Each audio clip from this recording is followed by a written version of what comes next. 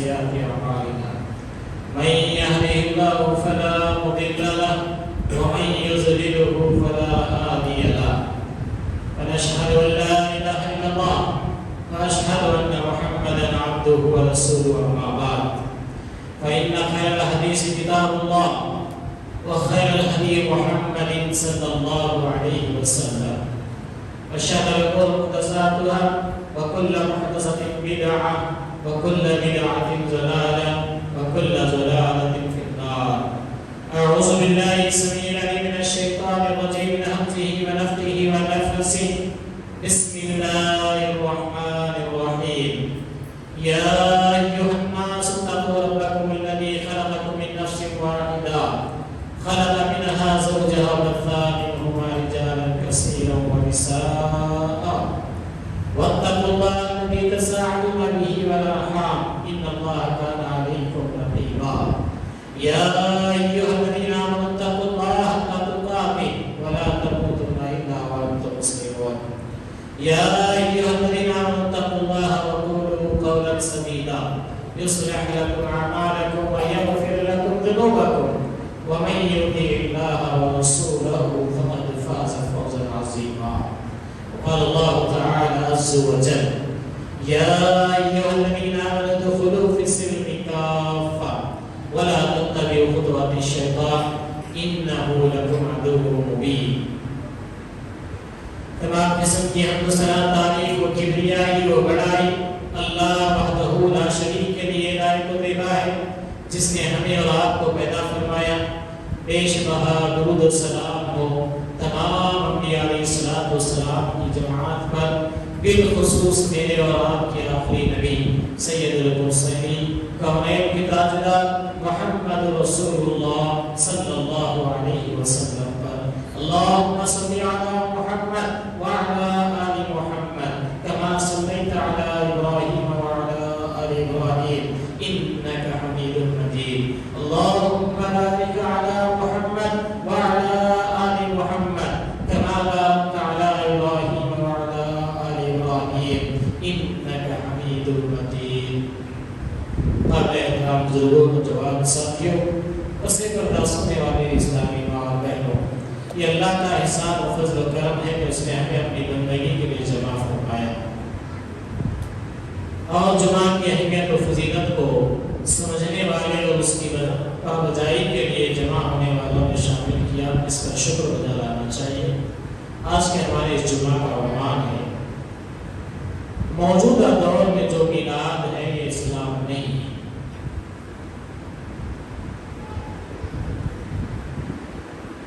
عنوان کسی کے لیے طنز ہو سکتا ہے، عنوان کسی کے لیے ہاضمے کا چولن ہو سکتا ہے، عنوان کسی کے لیے تکلیف کا باعث بھی ہو سکتا ہے. لیکن تکلیف اس وقت ہو جنہیں ہم اپنے کہتے ہیں وہی اپناپن سے یا اپنائیت سے دور بھاگے. تکلیف تب ہوتی ہے جب اپنوں کو اپناپن ہونے کا احساس جتانا پڑے. تو اسی پس منظر میں آج ہماری گفتگو جو ہے موجودہ دور میں جو میلاد شریف ہے وہ اسلام نہیں ہے. عنوان کے پوسٹر شائع ہونے کے بعد ایک عالم صاحب نے سوال کیا کیا اسلام سے پہلے جو ہو رہا تھا وہ اسلام تھا؟ ہم نے کہا اسلام سے پہلے کا ٹھیکہ ہم نے نہیں لیا ہے. اسلام آ جانے کے بعد کیا دین ہے کیا نہیں ہے اس کی ذمہ داری ہم پر دی گئی ہے. اسلام کے آنے سے پہلے کیا تھا نہیں تھا اس کی میری اور آپ کی ذمہ داری ہے. میری اور آپ کی زندگی میں جو اسلام ملا ہے وہ اس اسلام کا حصہ ہے یا نہیں ہے اس کی فکر مجھے اور آپ کو کرنی ہے. تو آئیے آج ہم اسی گفتگو کے پس منظر میں کیوں دین کی سمجھ کے لیے ہم نے جہاں سے علم سیکھا انہوں نے کہاں سے علم لیا،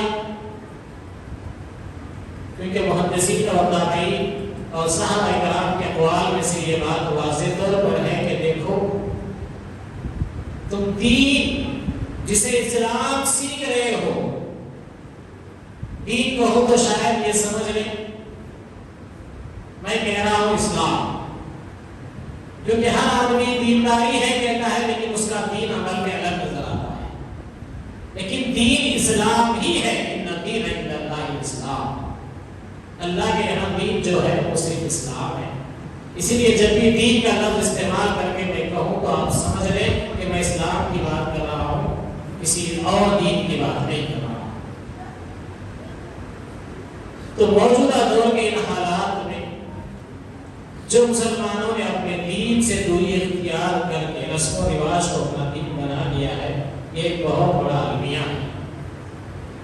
اس المیہ سے آج امت کو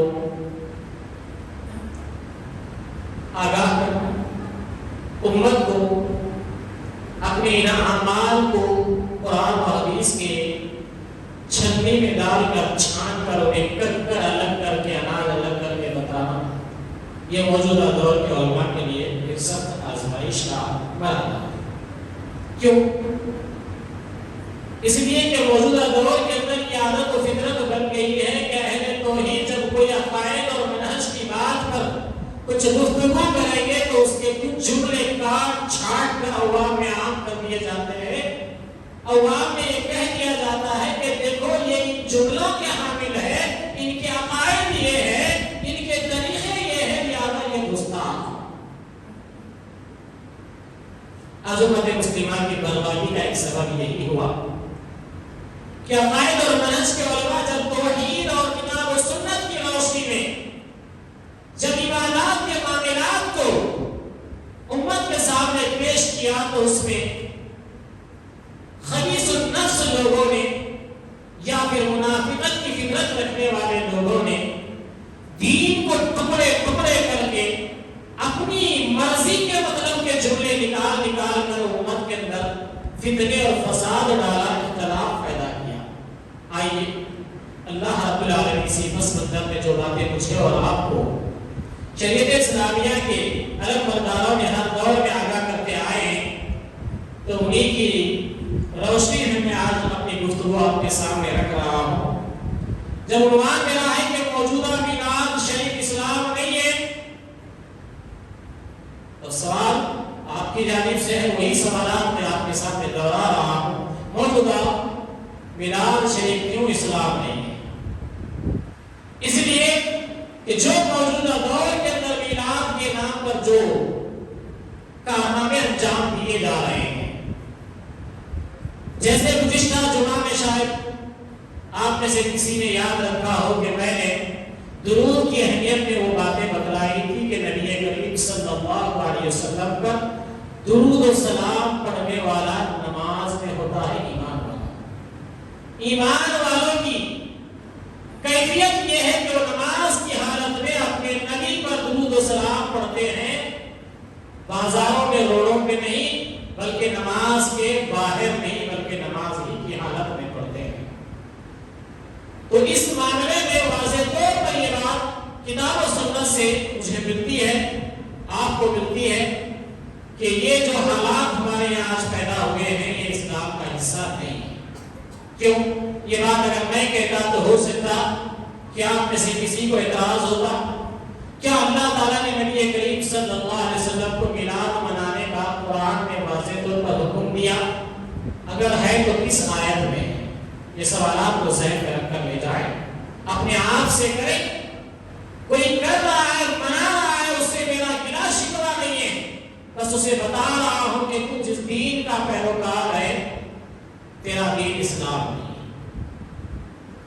کیا رسول اللہ صلی اللہ علیہ وسلم نے اپنا میلاد منانے کا حکم دیا؟ اللہ نے اگر دیا ہے تو قرآن میں موجود رہے گا. اگر قرآن میں موجود ہے تو کسی آیت کا وہ حصہ ہوگا. اگر کسی آیت کے حصے میں تمہیں نہ ملے تو سمجھ لو کہ یہ موجودہ دور کا جو میلاد تمہارے ہاتھوں لگا ہے یہ اسلام نہیں ہے. دوسری بات, کیا رسول اللہ صلی اللہ علیہ وسلم نے اپنا میلاد منانے کا حکم دیا امت کو؟ اگر دیا ہوگا تو یہ نبی کریم صلی اللہ علیہ وسلم کا فرمان بطور حدیث کے حدیث میں ملے گا. اگر حدیث میں نبی کریم صلی اللہ علیہ وسلم کا یہ حکم ہے تو اس حدیث کو پیش کر دیں کہ یہ حکم ہے, یہ موجودہ دور کے اندر اسلام کہا جائے. اللہ کے رسول صلی اللہ علیہ وسلم اپنے پیدائش کے دن کو عید قرار دیا، اس بات کی کوئی دلیل حدیث میں موجود ہے؟ نہیں ہے۔ یہ تو کچھ سال پہلے کی بات ہے، ہمارے لندن کے عالم دین نے اپنی خطا کی وجہ سے امت کے گلے پر یہ نحوست ڈال دی، کیونکہ یہ الفاظ اس اسٹیج سے کہا گیا تھا۔ اسی دکن کے عالم نے کہا تھا نام لوں تو لوگوں میں شکایت ہوگی، شکایت کی مجھے پرواہ نہیں ہے، اللہ اس کے رسول کا بھی رسوا ہو رہا ہے، اسی لیے مجھے بولنا بھی ضروری ہے۔ دکن کے عالم دین نے کہا تھا کہ دیکھو یہ دو عیدوں سے بھی افضل ہے۔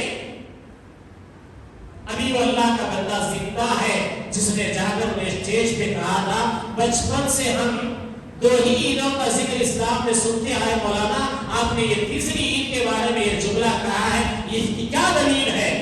کہنے والا کون تھا معلوم؟ جس کے سامنے آج بھی آپ قرآن رکھیے، قرآن کی 4 آیتیں اپنی طرف سے نہیں پڑھ سکتا، قرآن کو ہچے کر کے بھی پڑھنے کی جرات نہیں ہے اس میں۔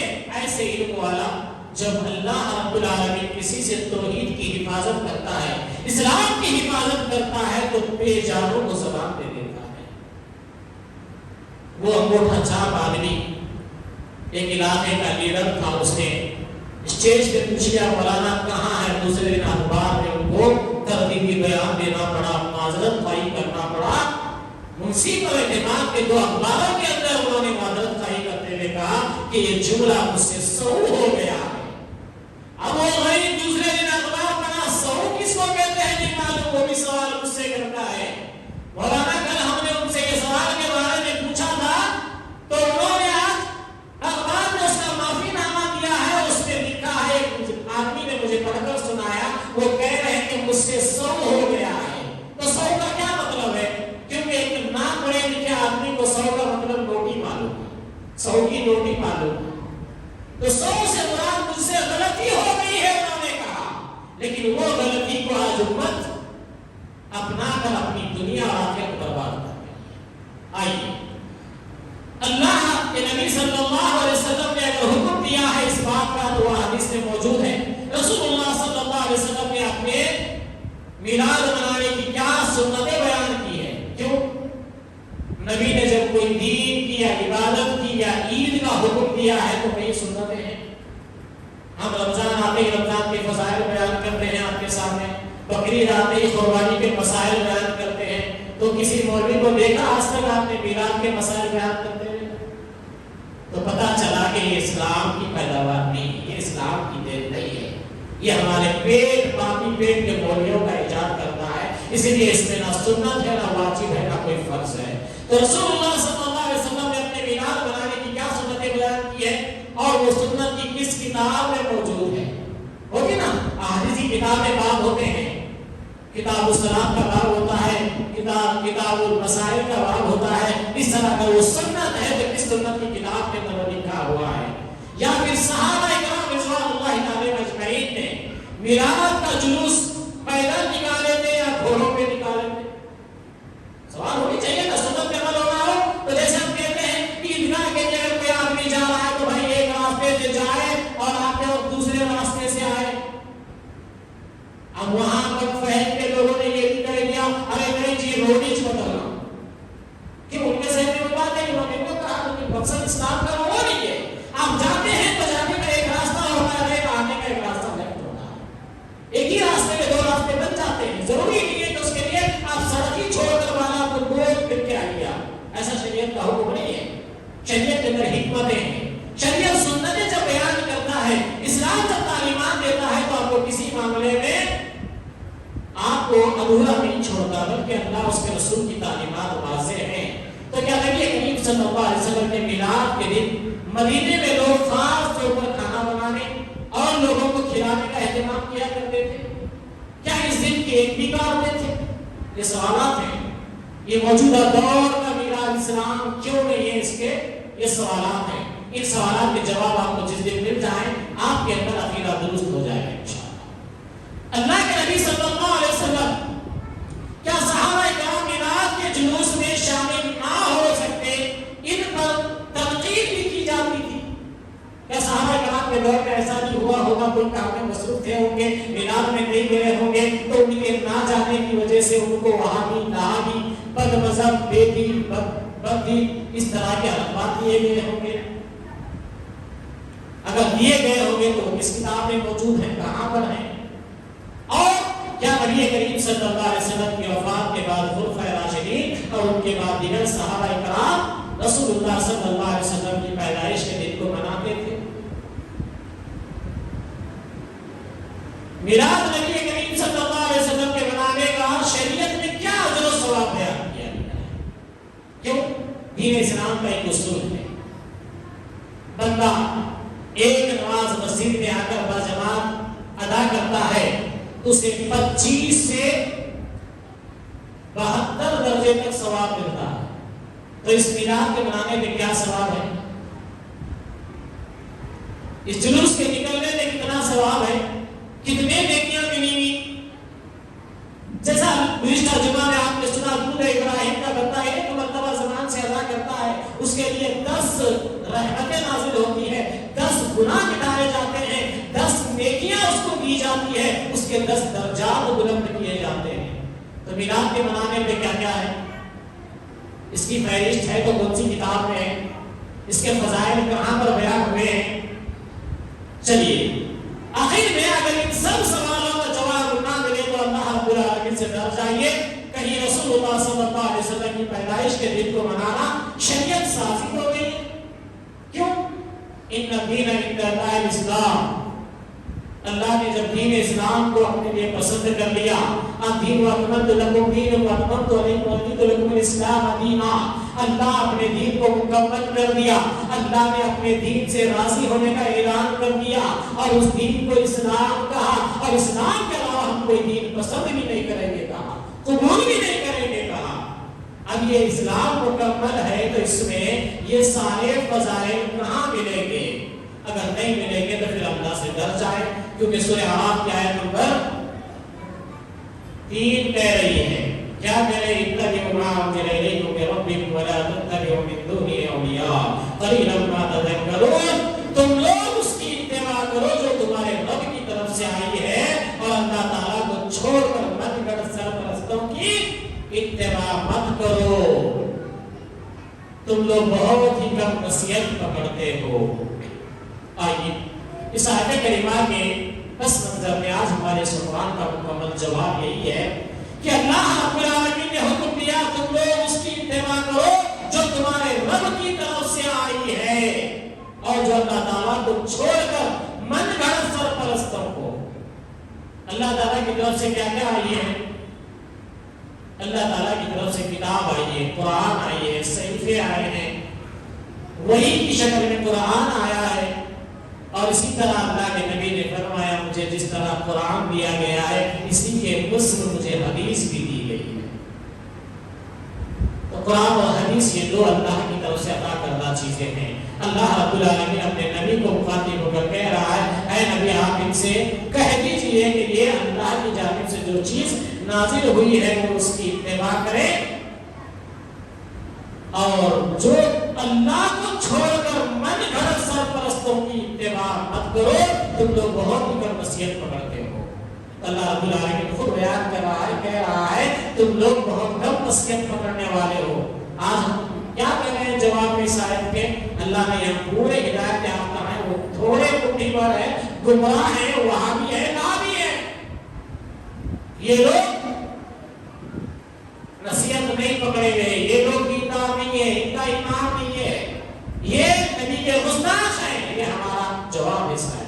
تو اللہ رب العالمین کہہ رہا ہے من گھڑت سرپرستوں کی اتباع مت کرو, تم لوگ بہت ہی کم نصیحت قبول کرتے ہو. آئیے دور حاضر میں عبداللہ ابن زبیر لکھتے ہیں, کہتے ہیں یہ بہت بڑی اور ناپسندیدہ بدعت ہے. اللہ تعالیٰ نے اس کی کوئی دلیل نہیں نازل کی, اس کی موجودہ دور کے میلاد کی کوئی دلیل اللہ نے نازل نہیں کی. اور وہ آگے کہتے ہیں عیدین منانے بھی شریعت کے اندر واضح طور پر بیان ہوا ہے, اور اس کے موقف جیسے کہ عبادات کا مسئلہ ہے. احادیث میں آیا ہے کہ اہل مدینہ دور جہالت میں بھی دو عیدیں منایا کرتے تھے, وہ عید میں کھیلتے کودتے تھے.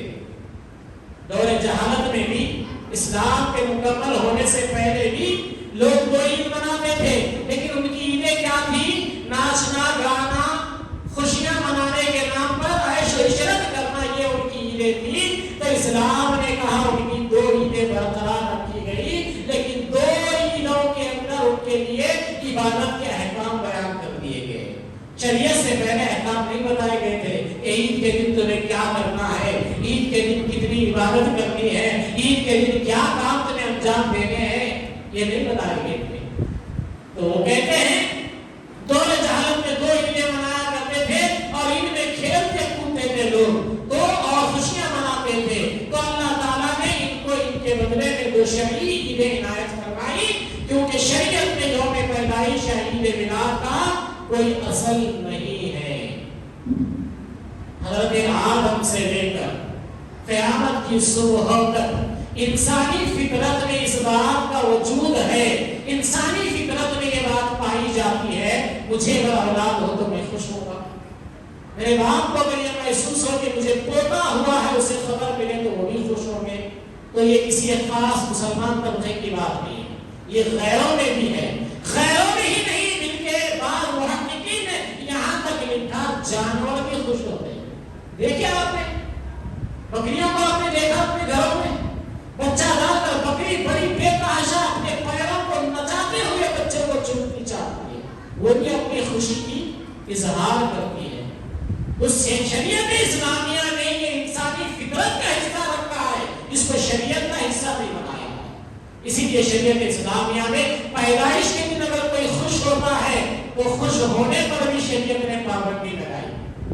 خوش ہونا کہ آپ اپنی مرضی سے نہیں ہوں گے، ایسے آج بھی کچھ ناناؤں کو جب تک لڈو نہیں بٹے ان کے دل کو ٹھنڈک نہیں پہنچتی، آج تک کی کئی ماؤں کو چھلا چھٹی نہیں ہوئی تب تک نہ چھلے کے نہ چھٹی کا کچھ بولتے، گالیاں دیں گے اس میں بھی جملے بولتے لوگ۔ ہاں تو یہ ساری بے دینیاں کہاں آئی جہاں ہم نے اسلام کو چھوڑا۔